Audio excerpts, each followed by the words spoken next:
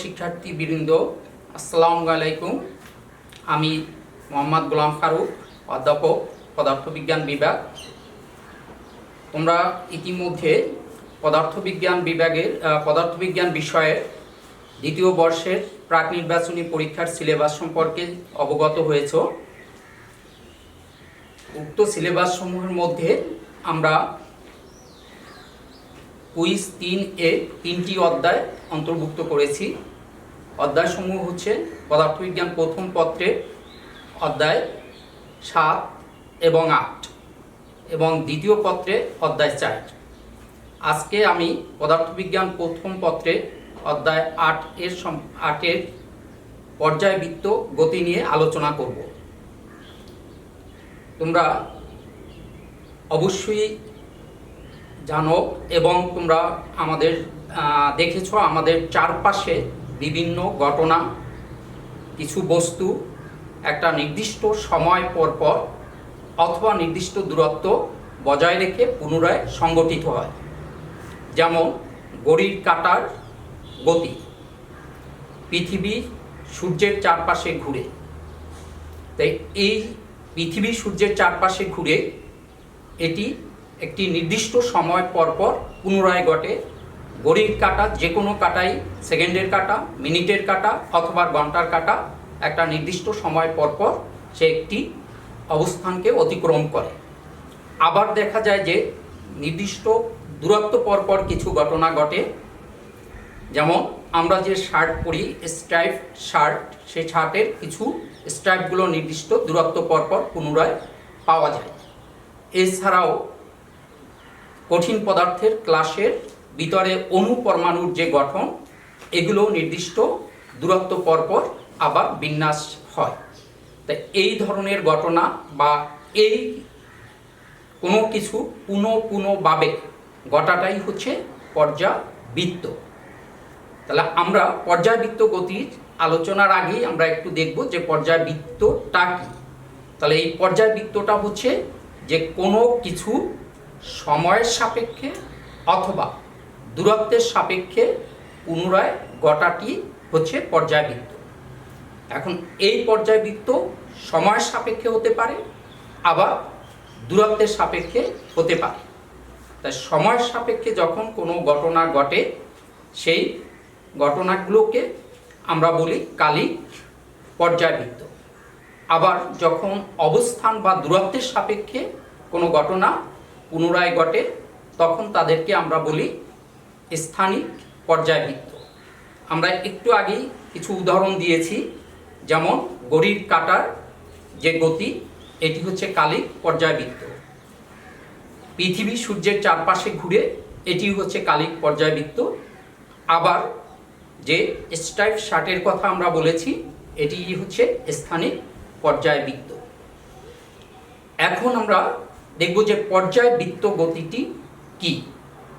তার পর্যায়বৃত্ত গতি হচ্ছে এমন একটি গতি যা একটি নির্দিষ্ট সময় পর পর কোনো একটি অবস্থানকে অথবা কোনো একটি বিন্দুকে একই দিক থেকে অতিক্রম করে। তার অর্থ হচ্ছে যে নির্দিষ্ট সময় পর পর এর মান এবং দিক পুনরায় ঘটে বা পুনরাবৃত্ত হয়। তাহলে এইটিকে আমরা বলছি পর্যায়বৃত্ত গতি। যেমন আমরা একটু আগেই যেটা বলেছি যে ঘড়ির কাঁটার গতি, পৃথিবী সূর্যের চারপাশে ঘুরে, এই যে পৃথিবীর যে গতি, এগুলো হচ্ছে পর্যায়বৃত্ত গতি। আবার এই পর্যায়বৃত্ত গতির ক্ষেত্রে দেখা যায় যে একটি পূর্ণ দোলন এর জন্য যে সময় নেয়, এই সময়কে বলা হয় পর্যায়কাল। এখন আমরা জানব যে দোলন গতি কি। তা দোলন গতি মূলত হচ্ছে পর্যায়বৃত্ত গতির একটি বিশেষ রূপ। যে এই পর্যায়বৃত্ত গতি সম্পন্ন বস্তুর যে দোলনকাল, এই দোলনকালের অর্ধেক সময় যদি সে একদিকে আর বাকি অর্ধেক সময় যদি সে বিপরীত দিকে থাকে, তখন এই ধরনের গতিটাকে বলা হয় দোল গতি বা দোলন গতি। যেমন সরল দোলকের গতি, কম্পমান সুর শলাকার গতি, কোনো স্প্রিংয়ের গতি, এগুলো হচ্ছে পর্যায় দোলন গতি। এখন দেখা যায় কি যে এই দোলন গতি মূলত পর্যায় গতিরই একটি বিশেষ রূপ, কিন্তু সমস্ত পর্যায় বৃত্ত গতি কিন্তু দোলন গতি নয়। যেমন ঘড়ির কাঁটার যে গতি, এই ঘড়ির কাঁটার গতি সে নির্দিষ্ট সময় পরপরই পুনরায় ঘুরতে থাকে, কিন্তু এক্ষেত্রে যে তার সময়ের অর্ধেক একদিকে বা সময়ের অন্য অর্ধেক অপর দিকে বা বিপরীত দিকে সংগঠিত হয় না। সুতরাং আমরা এখানে বলতে পারি যে সমস্ত পর্যায় বৃত্ত গতি সরল দোল গতি নয়, কিন্তু সমস্ত দোল গতি পর্যায় বৃত্ত গতি। এখন আমরা দেখব আমাদের মূল যে আলোচনা, সরল সন্ধিত স্পন্দন, যে এই অধ্যায়ের আমাদের মূল হচ্ছে সরল সন্ধিত স্পন্দন। তাই সরল সন্ধিত স্পন্দন কাকে বলে, সরল সন্ধিত স্পন্দনের বৈশিষ্ট্যগুলো কি কি, এবং সরল সন্ধিত স্পন্দনের ব্যবকলনীয় সমীকরণ এবং সরল সন্ধিত স্পন্দন সম্পর্কিত বিভিন্ন রাশি। তা আমরা প্রথমেই আলোচনায় আসি সরল সন্ধিত স্পন্দন। তাই সরল সন্ধিত স্পন্দন হচ্ছে মূলত দোল গতির আবার অপর একটি বিশেষ রূপ। যে দোল গতির ক্ষেত্রে আমরা বলেছি যে দোলনকালের অর্ধেক সময় একদিকে থাকে, বাকি অর্ধেক সময় বিপরীত দিকে থাকে। কিন্তু এই ক্ষেত্রে যদি বস্তুর বিস্তার খুব ছোট হয় অথবা বিস্তার খুব অল্প হয়, তাহলে সেক্ষেত্রে দেখা যায় কি বস্তুর উপরে একটি প্রত্যায়নী বল সৃষ্টি হয়। এই প্রত্যায়নী বলটি বস্তুটিকে বা কোনো কণাকে আবার তার পূর্বের অবস্থানে ফিরিয়ে নিয়ে আসে, যে অবস্থানটাকে আমরা বলি সাম্যবিন্দু অথবা মধ্য অবস্থান। এই প্রত্যায়নী বলের কারণেই কোনো একটি বস্তু সে বারবার তার সাম্য অবস্থানে ফিরে আসে এবং এখানে একটি ছন্দে সে দুলতে থাকে। এই কারণেই একে বলা হয় সরল সন্ধিত স্পন্দন। সুতরাং সরল সন্ধিত স্পন্দনটি হচ্ছে এটির দোল গতির একটি বিশেষ রূপ। এখন আমরা দেখব এই সরল সন্ধিত স্পন্দন এটি মূল সংজ্ঞাটি। মূল সংজ্ঞাটি হচ্ছে যে কোনো বস্তুর গতি যদি এমন হয় যে বস্তুর উপর ক্রিয়াশীল বল বা ত্বরণ বস্তুর সাম্য অবস্থান থেকে তার সরণের সমানুপাতিক, কিন্তু তার বিপরীত দিকে। তার অর্থ আমরা এখানে বলতে পারি যে সরল সন্ধিত স্পন্দনের ক্ষেত্রে যে ত্বরণ এ সমানুপাতিক হবে, যদি এখানে সরণ হয় এক্স, তাহলে সেই সরণের সমানুপাতিক কিন্তু তার বিপরীত দিকে, অর্থাৎ এ প্রপোর্শনাল টু মাইনাস এক্স। আবার সরল সন্ধিত স্পন্দনের ক্ষেত্রে আমরা বলেছি ক্রিয়াশীল বল এটিও হচ্ছে সরণের সমানুপাতিক, কিন্তু তার বিপরীত দিকে। তার অর্থ এখানে যে প্রত্যায়নী বল এটি যদি এফ হয়, তাহলে F proportional to minus x, যে বল হচ্ছে সরণের সমানুপাতিক কিন্তু তার বিপরীত দিকে। সুতরাং আমরা সরল সন্ধিত স্পন্দনের ক্ষেত্রে বলতে পারি, দেখা যায় F is equal to minus K x. এখানে কে হচ্ছে একটি সমানুপাতিক ধ্রুবক যার নাম বল ধ্রুবক। ইতিপূর্বে তোমরা এই বল ধ্রুবক সম্পর্কে পেয়েছ যে কাজ ক্ষমতা শক্তি অধ্যায়ে। তাহলে দেখো যে আমরা বল ধ্রুবক যে কে, এই বল ধ্রুবকেরও আমরা একটি সংজ্ঞা দিতে পারি। তা বল ধ্রুবক কাকে বলে, আমরা যদি এই সমীকরণ থেকে দেখি যে বল ধ্রুবক কে এর মান এফ ডিভাইডেড বাই এক্স। তাহলে এই সমীকরণে যদি আমরা বলি এক্স এর মান কত 1 বা 1, তাহলে এক্স এর মান যদি 1 হয় তাহলে এফ এর মান কত হবে, যে এফ সমান হবে কে। তার অর্থ যে কোনো একটি বস্তুর বা কণার সরণ যদি একক হয় তাহলে ওই কণাটির উপরে যে প্রত্যায়নী বল সৃষ্টি হবে ওই প্রত্যায়নী বলটাকে বলা হয় বল ধ্রুব। তাহলে আমরা এই সমীকরণ থেকে বলতে পারি যে বল ধ্রুবক কে সমান এফ বাই এক্স। তাহলে এর একক কি হবে? তাহলে এর একক, বলের একক কি, যে তোমরা নিশ্চয়ই জানো যে বলের একক নিউটন। আর সরণ বা দূরত্বের একক কি? দূরত্বের একক হচ্ছে মিটার। সুতরাং বল ধ্রুবকের একক হবে নিউটন পার মিটার। এখন আমরা আলোচনা করব এই সরল সন্ধিত স্পন্দন সম্পর্কিত ব্যবকলনী সমীকরণ, যে এই ব্যবকলনী সমীকরণটা আমরা প্রতিষ্ঠা করব। তাহলে সরল সন্ধিত স্পন্দনের ক্ষেত্রে আমরা যে বৈশিষ্ট্য পেয়েছি সেই বৈশিষ্ট্যর মূল বৈশিষ্ট্যটি হচ্ছে যে ত্বরণ হচ্ছে সরণের সমানুপাতিক কিন্তু বিপরীত দিকে, এবং বলও হচ্ছে সরণের সমানুপাতিক কিন্তু বিপরীত দিকে। সুতরাং আমরা এখানে বলতে পারি যে সরল সন্ধিত স্পন্দনের ক্ষেত্রে বল F proportional to minus x. এখন এফ সমান একটু আগেই আমরা দেখেছি যে মাইনাস কে এক্স। এখন তোমরা দেখো যে তোমরা জানো যে নিউটনের দ্বিতীয় সূত্র অনুসারে বস্তুর ভর যদি এম হয়, ত্বরণ যদি এ হয়, তাহলে বল সমান কত? বল সমান এম এ। তাহলে আমরা এফ এর পরিবর্তে এখানে এম এ আমরা লিখতে পারি। তাহলে দেখো এম এ সমান হচ্ছে minus K x.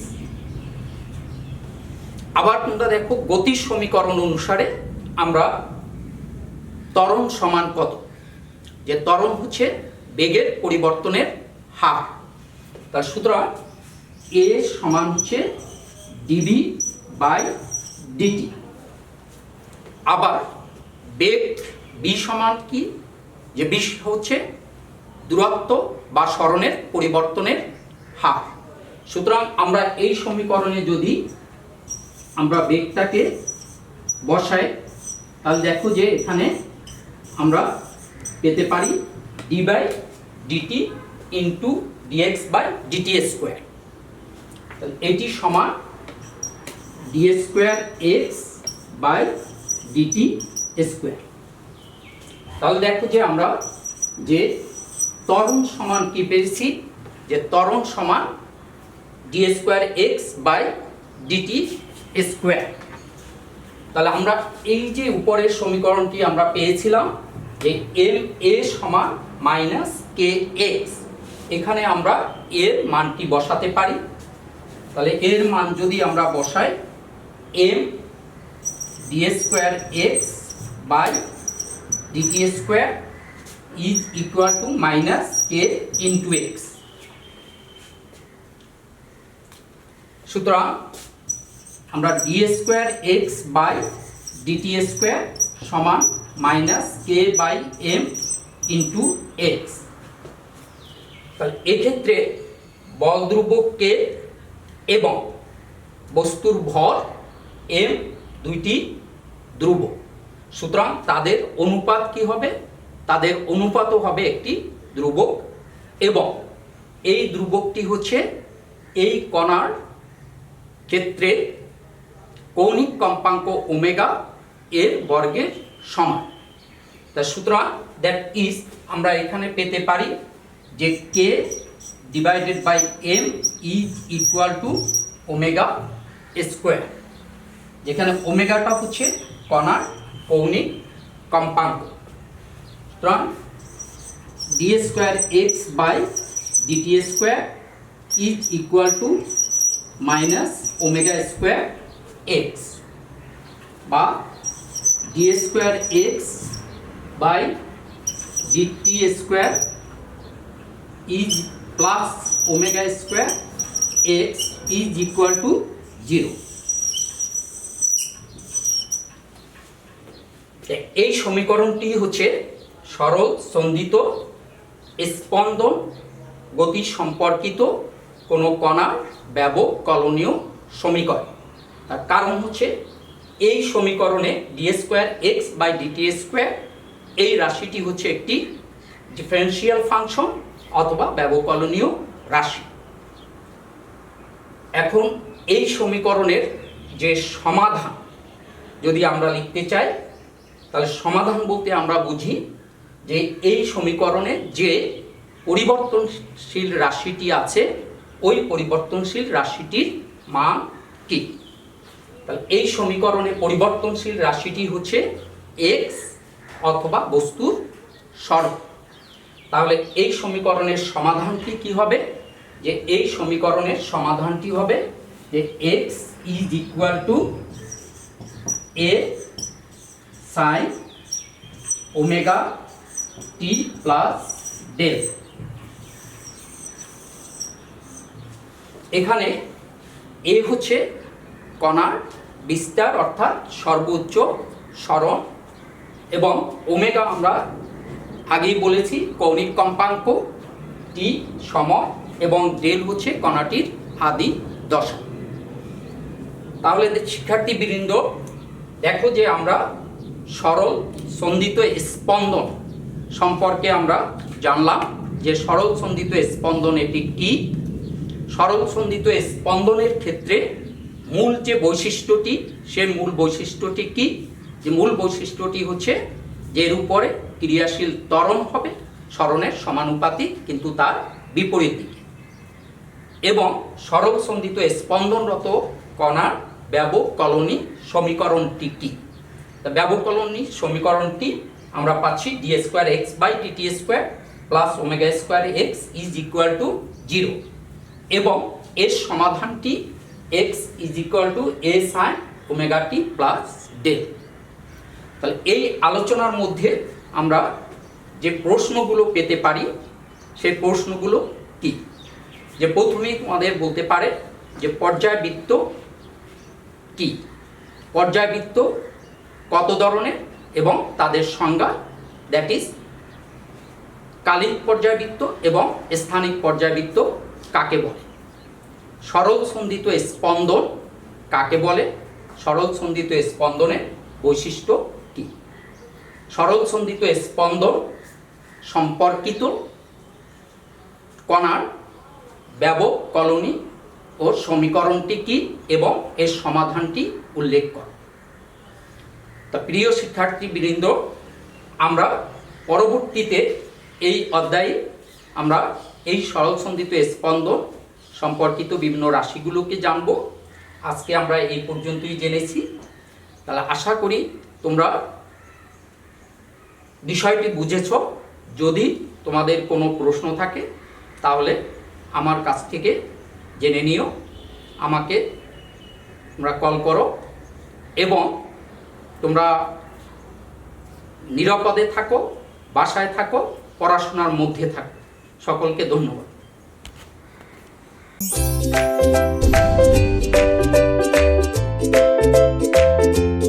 The video and its content is subjected to copyright. Convention of this video elsewhere is a punishable offense. Any redistribution or reproduction of part or all of the contents in any form is prohibited.